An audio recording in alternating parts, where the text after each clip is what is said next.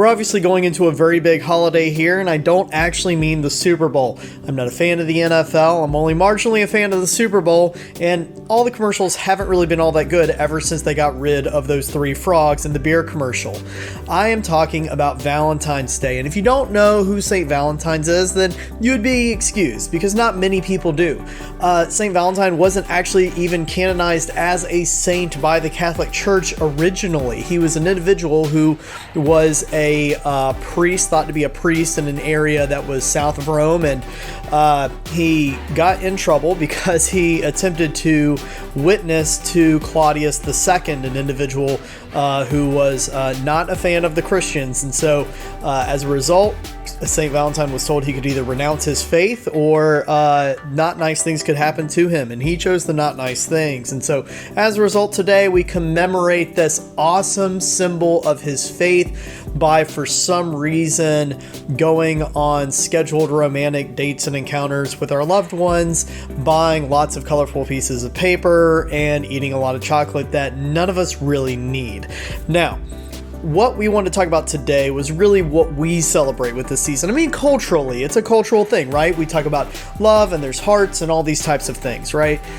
Shar actually wanted me to do this video and be a little funny because we knew some of the kids would be watching and whatnot. And she said, well, just think of like what you might associate with Valentine's Day, or what you might think kind of like makes the season neat, whether that's, even talked about like maybe like Meredith can give you like a big kiss on the cheek, with some red lipstick or something. And first of all, Meredith does not own red lipstick. And second of all, at the stage of life we're at with a 16-month-old and a 3-year-old, the most romantic thing I can think of is just getting some sleep, which is not happening right now because I'm recording a video for you nice people.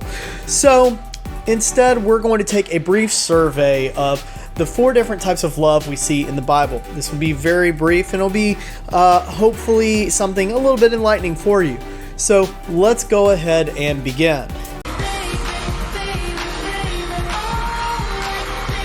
All right, knowing that we have kids in the room, the first one's going to be a fun one. This is Eros, and if you just hear the way that sounds and think about some of the English words we have associated with love, then you know where this one is headed. This is what we think of when you think of your lovey-dovey love. This is your Pepe Le Pew, if that can be a dated reference, type of love, that kind of burning passion and all that kind of stuff, and that is where the PG version of this ends. So that being said, the one thing I will mention, though, is that this is a type of love that tends to be very looking at yourself. This is what I want out of a relationship.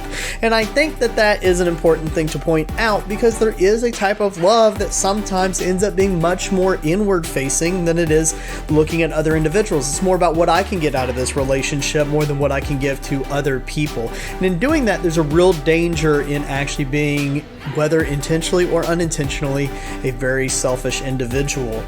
So it's worth noting that this is one of the types of love, but it's actually something that we see in the Bible being discouraged, with Jesus and other individuals telling us to turn in the other direction than these feelings that can lead us into doing things that are really just self-gratifying.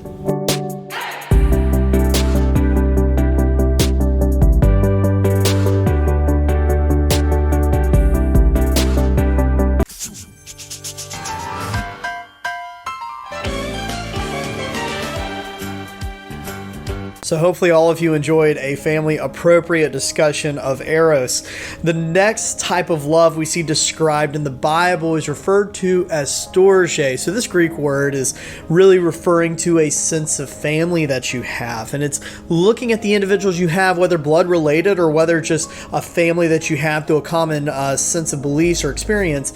And it's saying that I have an affection for these people because we have something in common. Now, this is one of the reasons why in all of my church emails, I try to end these things by writing at the bottom, love you all. And it's something that, I think is important to keep in mind, is that anything that we do as a family, it's important to understand that there needs to be this sense of love with it. So as we sit here and we do good things for each other, we should do this with a sense of love. That's kind of easy. As we do things that are difficult, we should do those with a sense of love. As we do things that maybe are like disciplinary related or something like that, we should do these things with a sense of love. As we sit here and we think about how we treat our parents, when we, are even just being obedient, taking out the trash, or whatever it is, I don't know, my kids aren't that old yet, but whatever it is that your kids do, they should do that with this sense of love. So having a sense of love within your family is an important role, but that's going to look different depending on what your role is. So as you sit here and get into your little groups, or you do your activities, or whatever it is that you guys are about to do, I want you to think about that. What does my piece of this family look like, and how do I show a Storge love as I interact with the individuals that I call my family?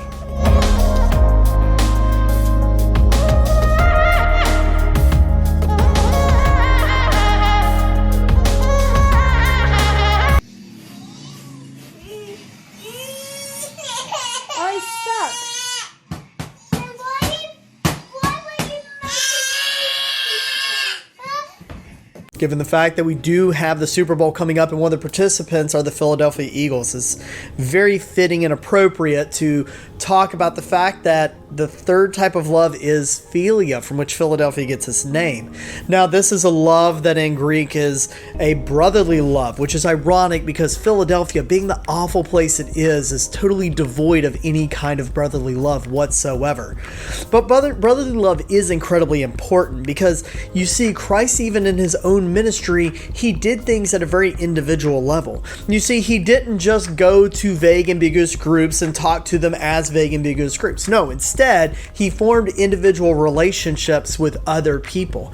Now, that becomes very important because we have to apply that to our own lives. As we sit here and we interact with other individuals, it's important that they know that we respect them and that we love them as individuals, that the things that make them unique and that make them their own person are something that we pay attention to and are something that, we want to be involved with, even if it's just kind of from a distance. In our own interactions with other people, especially when it comes to sharing our relationship with Christ with them, it's important that they understand that we care for them. And in that way, they are more willing to receive the message that we have for them, understanding that this isn't about brainwashing and it's not about just sitting here and trying to get a certain number of people to follow our little religious club, but instead, it's that we love them, and because we love them, we just can't keep from them this amazing blessing that we have, having a relationship with Jesus Christ.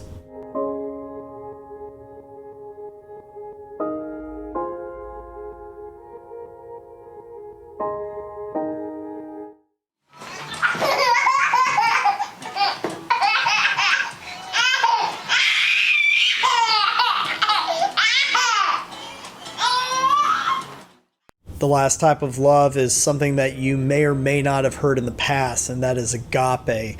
This agape in Greek is really talking about this unconquerable, uncompromising type of love, something that can't really be overcome by conditions or circumstances because it's not dependent on other people. It's something where it's based on my calling, my purpose, my mission. You see God in this way, showing agape love for his creation in the famous verse of John 3:16, that for God so loved the world that he gave his only begotten son. This love is this agape love that God loves us kind of regardless of what we do, regardless of who we are.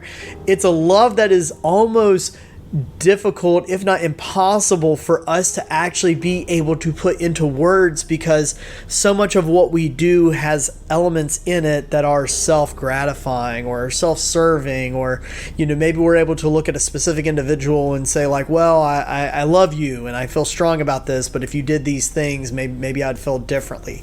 Agape love cuts through all of that, and it's exactly what God showed us. It is important that when the world looks at the love that the church is showing them, that they don't see a love that is conditional on how they act or the things they do, but instead they see a love that goes beyond the circumstances, the actions, the reactions, anything that may be here at a worldly level. It's important that the world sees a love that is there just because.